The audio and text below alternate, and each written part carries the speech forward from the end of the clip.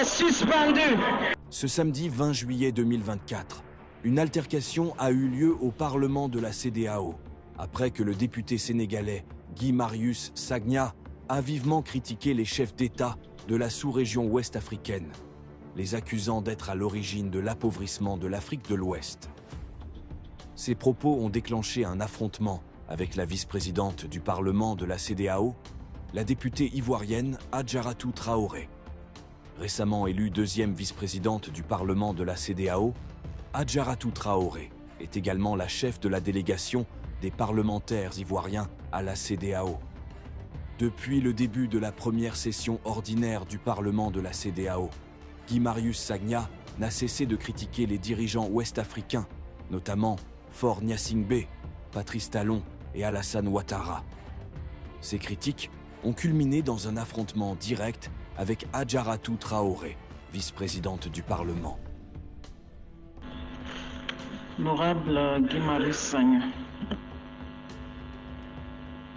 Merci beaucoup Madame la Présidente, chers collègues, bonjour. Merci au PNUD qui nous a fait un bon exposé avec des éléments très importants, très intéressants, que je trouve fiables.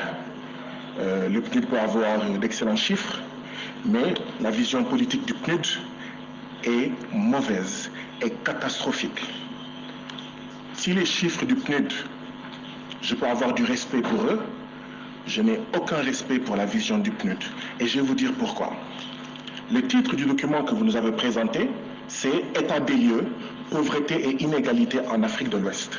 En réalité, le titre devrait être « État des lieux, appauvrissement et non pauvreté ».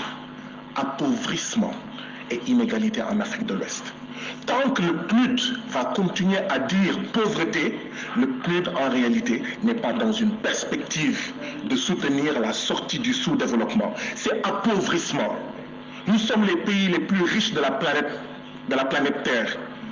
Tant que les gens diront que l'Afrique de l'Ouest est pauvre, ça veut dire que ces gens-là font partie du problème. C'est appauvrissement. Mais pourquoi vous n'osez pas dire appauvrissement? Parce que qui a appauvri l'Afrique?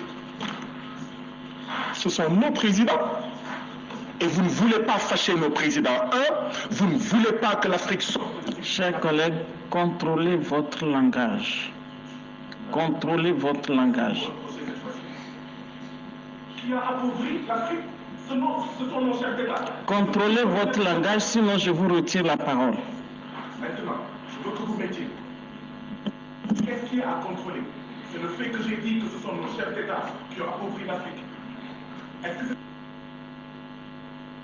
Comme ça, je vais changer. Mais qui a dit oui? Qui a dit oui? Ok. Vous suivez. Elle me dit que je ne contrôle pas mon langage. Je veux savoir. Oui, mais vous dites que les chefs d'État ont appauvri l'Afrique. C'est une insulte? Mais c'est la manière de présenter. Non, est-ce que c'est une insulte de dire que nos chefs d'État ont appauvri l'Afrique? Oui, mais c'est la manière de présenter, c'est la manière de présenter. S'il vous plaît, honorable collègue, chers collègues, c'est la manière de présenter.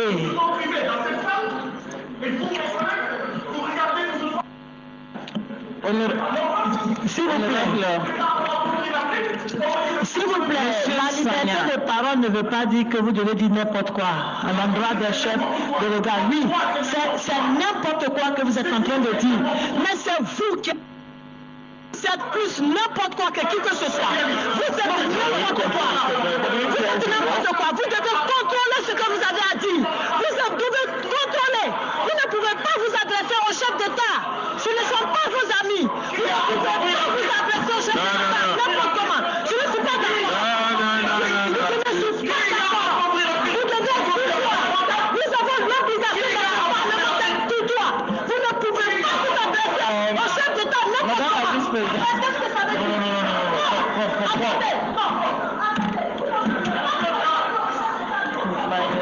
My phone is...